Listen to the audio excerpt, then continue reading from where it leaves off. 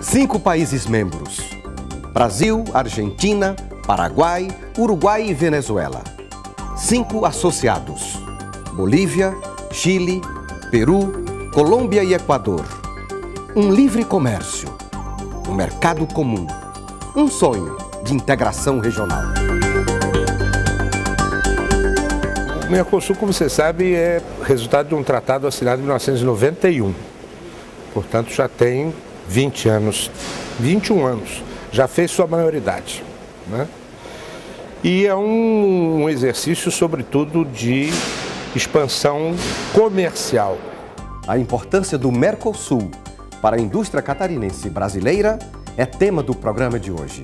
E para falar sobre o assunto, convidamos o diplomata Rui Pereira, embaixador do Brasil junto ao Mercosul e à LAD, e o engenheiro Henri Quaresma, diretor de Relações Institucionais e Industriais da Federação das Indústrias do Estado de Santa Catarina.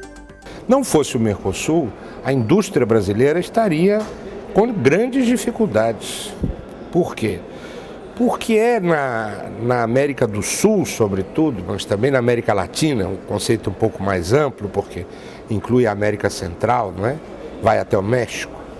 Mas na América do Sul é onde, na verdade, o Brasil consegue vender produto industrializado.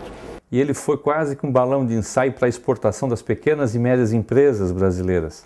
E a partir dali se começou realmente a ver uma internacionalização da pequena empresa brasileira.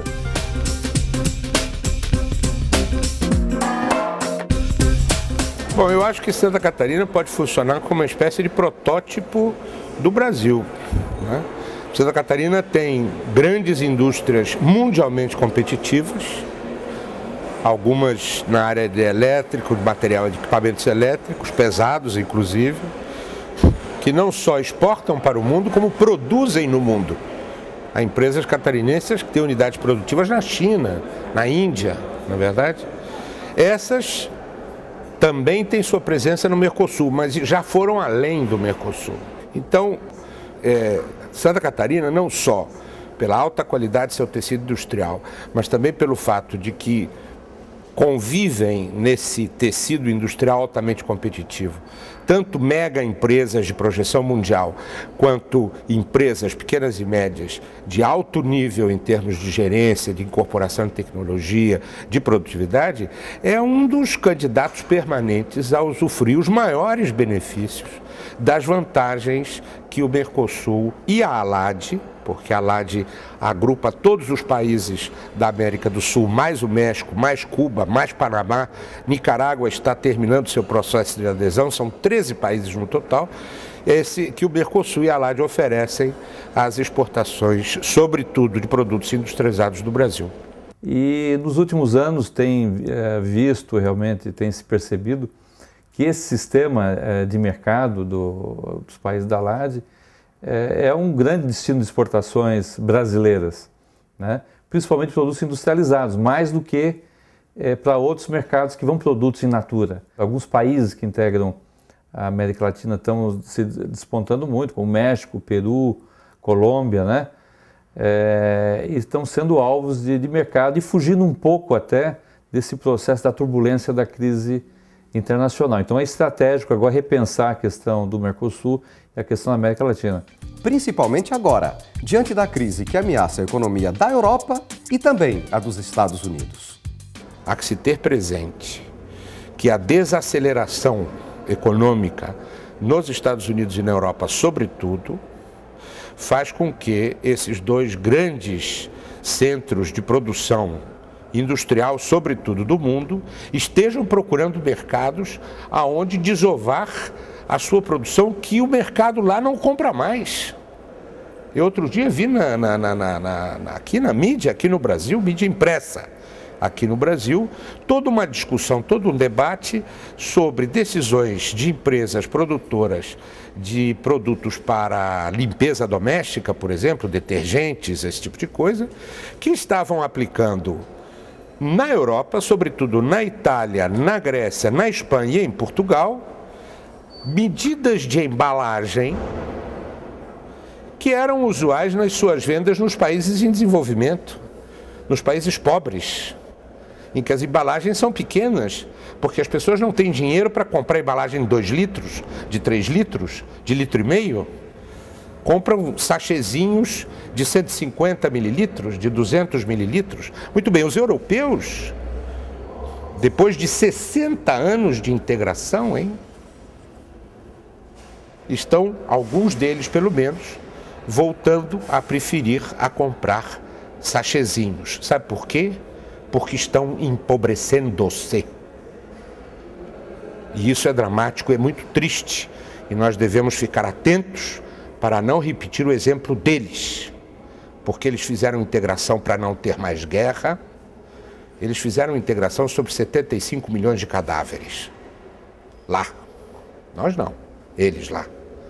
Passaram-se 60 anos, aprofundaram tremendamente, avançaram tremendamente, fizeram enormes conquistas, mas hoje, em certos países da União Europeia, as pessoas estão estão aprendendo a comprar produtos de consumo massivo em pequenas embalagens, coisa que nós já deixamos de fazer em alguns casos.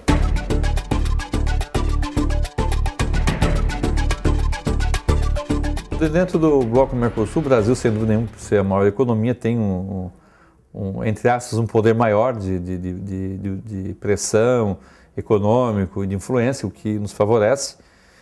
O fato do Brasil, junto com o Mercosul também, a terceira dos mercados, né, com os Estados Unidos e outros países e tal, isso ajuda no processo de negociação, não é o Brasil sozinho. Então, nós temos realmente mais ganhos do que problemas com o Mercosul. E temos que aproveitar cada vez mais essas oportunidades que são oferecidas pelo bloco econômico. Nós somos a maior unidade territorial, a maior unidade populacional, a maior unidade econômica e o maior peso político da região. Conquistamos isso tudo, esse conjunto,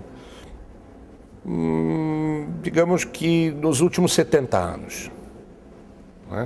Na primeira metade do século XX, o Brasil não era o maior produto interno bruto da região. A nossa sociedade era uma sociedade rural. O Jeca Tatu, lembra do Jeca Tatu? O Jeca Tatu é uma imagem do Brasil da primeira metade do século XX. O Jeca Tatu hoje ninguém mais sabe quem é, o que representa. Por quê? Porque o Brasil se industrializou, se urbanizou, se consolidou como democracia, conquistou ou fortaleceu uma posição de jogador global, de presença em todo o planeta, de interesses em todo o mundo. Então é normal que os nossos vizinhos observem essa rápida transformação, do ponto de vista de tempo histórico é rapidíssima, e digam, bom, mas o que é isto? Sobretudo quando no passado, a gente não pode esquecer, eles todos eram república, nós éramos um império. Eles todos não tinham escravos, nós tínhamos escravos até o final do século XIX. Eles todos vinham de raiz espanhola, nós éramos os únicos de raiz portuguesa. O idioma era diferente, a visão de mundo era diferente. Então, nós avançamos muitíssimo nesses 100 anos, nos últimos 100 anos, para construir pontes que demonstrem, tanto para eles quanto para nós próprios, de que, ao contrário do que imaginávamos, somos muito mais parecidos do que diferentes.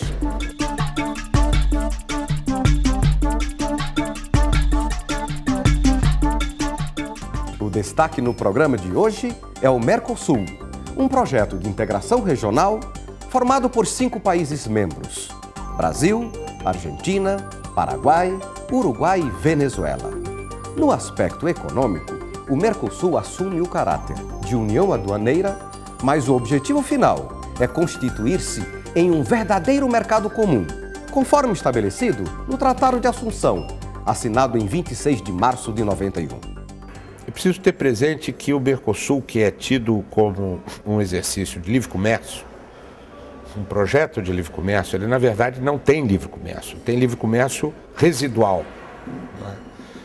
Porque do total do comércio que se faz dentro da região, uma parcela, como eu digo, residual, corresponde a produtos que normalmente são comercializados em termos de livre concorrência ou em termos próximos à livre concorrência. Razões ou explicações para isso que eu estou afirmando. Açúcar não faz parte do Mercosul, por exemplo. Álcool não faz parte do Mercosul, por exemplo. Indústria automotiva não faz parte do Mercosul. O automóvel não faz parte porque isso antecede o Mercosul, o chamado acordo automotivo. Tanto com o Uruguai quanto com a Argentina já há esse acordo entre as montadoras que foi homologado.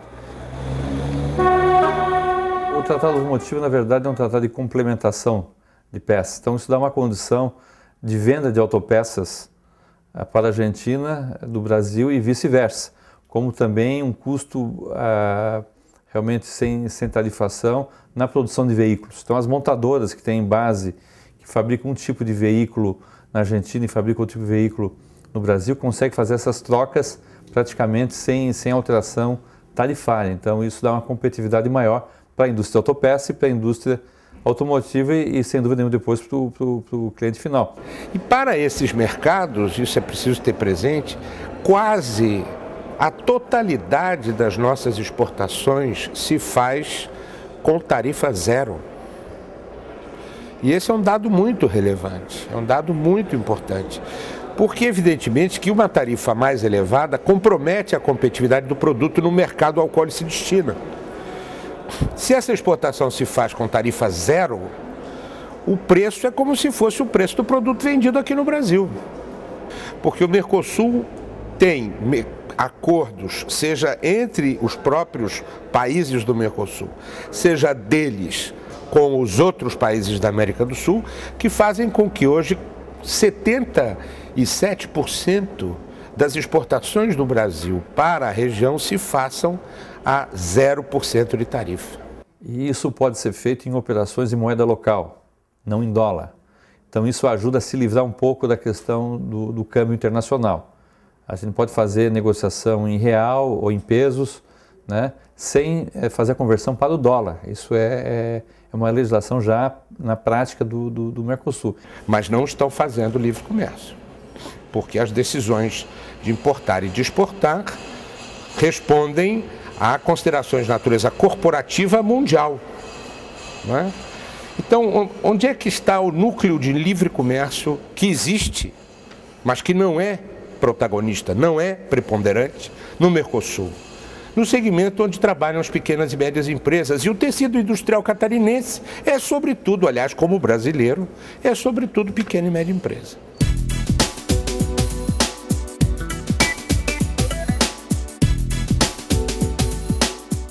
Então, as pequenas e médias empresas, os pequenos e médios empresários, né, é que devem continuar pelejando pelo livre comércio, né, demandando, sim, medidas de liberalização comercial que, em geral, são não tarifárias, porque, como eu disse, as tarifárias já não existem mais.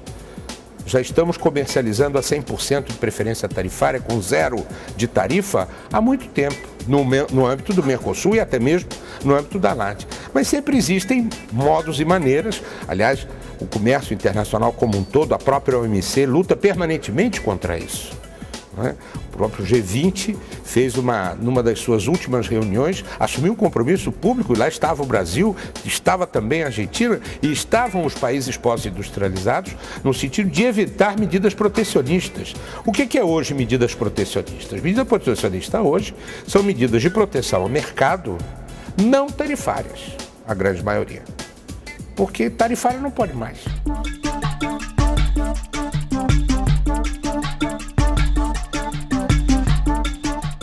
Um projeto de integração regional formado por 5 países membros: Brasil, Argentina, Paraguai, Uruguai e Venezuela, e por 5 países associados: Bolívia, Chile, Peru, Colômbia e Equador.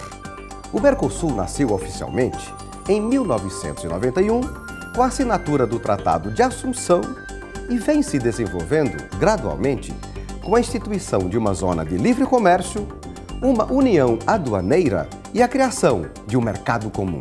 Desde que foi assinado o Tratado de Assunção, porque houve muita troca de experiência entre os países, de várias áreas, na área da agricultura, na área da economia, na área da indústria, na área do comércio, na área de legislação, propriedade industrial, intelectual, houve muita troca. Então isso ajudou muito no processo de aprendizado de todos os órgãos desse país, né? Houve um crescimento da área turística, né? Do idioma, né? Tanto do português nesse país quanto do espanhol aqui. Então hoje há uma facilidade. Hoje, quando temos alguém dos países do Mercosul aqui, já não é mais considerado assim um estrangeiro. Os idiomas oficiais e de trabalho do Mercosul são o espanhol e o português. É óbvio que a partir do momento em que o Mercosul decolou, aí depois de 94, 95, é óbvio que mudou o menu de ofertas de idiomas estrangeiros das escolas, sobretudo as particulares de idiomas no sul do Brasil. De São Paulo para baixo, o espanhol que não existia, que não estava, é obrigatório, né? Na Argentina, no Uruguai, eu vivo em Montevidéu, que eu sou baseado em Montevidéu. Em Montevidéu, quem não sabe falar português, não interessa, não se pede que fales corretamente português, mas quem não consegue se expressar em português, quem não consegue entender português, em Montevidéu, no Uruguai, tem uma dificuldade, tem um prejuízo para entrar no mercado de trabalho. Assim de simples. E isso acontece em Buenos Aires, isso acontece nas grandes cidades industriais da Argentina, isso obviamente acontece no Paraguai, né? E há uma coisa curiosa, por exemplo, o famoso portunhol que nós conhecemos tanto, de que fazemos, aliás, tanta graça, no Uruguai é reconhecido como língua oficial pela Constituição uruguaia, que diz que as línguas são línguas oficiais do Uruguai, o espanhol e os dialetos do idioma português. Está assim escrito na Constituição. E onde se lê dialetos do idioma português, leia-se o portunhol falado na fronteira, obviamente. A livre circulação de pessoas e o acesso ao mercado de trabalho faz parte da agenda social. As oportunidades estão muito aqui perto, em torno de nós, né? Com a grande vantagem de que aí nós estamos desbravando. Nos grandes centros econômico-comerciais do mundo, chamados, o que era o antigo centro desenvolvido, industrializado, né? Nos Estados Unidos, na Europa, sobretudo no Japão, ali o que se tem não é o desbravamento, não é a iniciativa, não é a conquista. Lá o que se tem é a competição acirrada, dificílima, não é? Em que, aliás, eles procuram dificultar ao máximo a presença de estrangeiros, a não ser naqueles segmentos muito especializados em que eles não conseguem produzir conhecimento local em quantidade suficiente, né? Os Estados Unidos, por exemplo, têm um vastíssimo programa de atração de estrangeiros para pós-graduação ou pós-graduação nas suas universidades mais conhecidas, né? Isso, de certa forma, se repete na Europa. Então, aqui não. Quer dizer, o migrante, é preciso ter presente essas coisas. O migrante, o estudante é um migrante, né? O trabalhador sem qualificação é um migrante. O migrante na Europa é um invasor, é um xenófobo, um objeto de xenofobia. Uma Europa em crise econômica pune o migrante, tenta expulsá-lo, tenta impedir que entre. Nos Estados Unidos vemos a mesma coisa. Agora há um conjunto de regras que se estão aprovando nos estados, que as regras para eleição, para participar de eleição nos Estados Unidos são estaduais, não são federais. Vários estados nos Estados Unidos estão adotando regras que dificultam o acesso dos iletrados, dos discriminados, das minorias, e aí se enquadram os migrantes ao sistema eleitoral norte-americano. Então, isso não existe aqui na nossa região. Isso aqui não existe. Na Europa e nos Estados Unidos, a migração ilegal é crime, passível de deportação e prisão, né? Aqui não. Em nenhum país da América do Sul, migração irregular é crime. Ninguém pode ser preso por ter sido imigrante irregular. Ninguém pode ser preso por ser encontrado sem documento no meio da rua, se é estrangeiro. Então, há condições de acesso ao mercado de trabalho, há condições de dignidade humana, não é? que tem a ver com maior facilidade de presença nossa, na nossa região, do que nos grandes centros pós-industrializados do mundo, né? Aliás, a Europa, por exemplo, hoje em dia é francamente expulsora de nacionais europeus, né? Recentemente se viu aí, né, na imprensa um número de reportagens importante sobre a quantidade de espanhóis que vêm para o Brasil. Formados, gente que trabalhava na Espanha, mas que perdeu o emprego porque a Espanha está em crise. Aliás, a Europa está em crise. Os reflexos da crise mundial que afetam a Europa ilustram muito bem a dinâmica de um processo de integração. Até mesmo a União Europeia, que foi criada há mais de 50 anos, faz ajustes permanentes. Tanto é que o modelo da União Europeia acabou sendo base também para o Mercosul inicialmente, que a primeira fase é a União Aduaneira, que é o que hoje existe. Depois haveria uma integração de legislações, não haveria mais passaporte, troca de passaporte entre os países, mas isso realmente não avançou. Então, esse processo da união, do mercado comum, é um processo. A gente não pode, não é nada instantâneo que se aperta um botão e ele ocorre, né? Na União Europeia foram 50 anos, né? E mesmo assim, depois desse período todo, agora está se repensando a saída de alguns países membros, né? Está se mudando a questão da união monetária, que seria praticamente a última etapa de um processo de integração, já está se repensando na Europa, né? Então imagina um país que integra a União Europeia, que tem culturas milenares praticamente, né? Centenárias e milenares, com os países da América Latina, do Brasil, que são culturas muito recentes, né? Então, por isso que eu digo, é um processo de aprendizado, estamos crescendo nisso daí, eu acho que há um processo evolutivo, há oportunidades reais, é uma oportunidade para a internacionalização de médias e pequenas empresas, que hoje têm dificuldade de se internacionalizar na Europa e nos Estados Unidos. Então, o Mercosul e a América Latina são oportunidades importantes. Nós temos a questão da logística muito mais facilitada, né? O transporte, praticamente é transporte rodoviário, em alguns casos, transporte marítimo. Então, temos algumas vantagens a serem exploradas para a empresa realmente se internacionalizar, seria um ponto. Temos um elemento um pouco mais complexo, que o Brasil recentemente assumiu, a presença pro tempore do Mercosul. Nós temos uma questão que é o acordo Mercosul e União Europeia, né? Porque os países do Mercosul negociam terceiros acordos em bloco, não negociam bilateralmente, como é o caso do Chile, que negocia bilateralmente. O Mercosul negocia o Mercosul e Israel, Mercosul e União Europeia, em bloco. Temos que incluir também no projeto de integração a cidadania, que orienta os anseios de democracia de um povo que respira liberdade. Porque as pessoas pensam que integração é um fenômeno econômico-comercial, se equivocam, não é. Não é? Os elementos econômico-comerciais, a expansão do comércio, o crescimento do emprego, a integração entre as empresas, esses são elementos que são mais visíveis. Eles se apresentam mais cedo como resultado e eles são mais visíveis no panorama, digamos, das nações, né? Mas a integração é um fenômeno basicamente político. Depende de vontade política de fazer, depende de empenho político para fazer avançar e tem como objetivo melhorar a vida das pessoas. A integração, na verdade, é um fenômeno de natureza social e cultural, nesse sentido, como você mencionou muito bem. Não é? Cidadania não é uma coisa do mundo físico, ela se manifesta no mundo físico. Cidadania, uma pessoa vota, vai lá na maquininha, no nosso caso, nos outros, as cédulas de votação, como era no Brasil antes, né? Deposita na urna e escolhe o seu governante. Essa é uma manifestação no mundo físico, mas cidadania é alma, né? Então o Mercosul é uma construção que, para se manter no tempo, e nós todos esperamos que assim seja, tem que construir sua face e sua alma. E é o que nós estamos fazendo.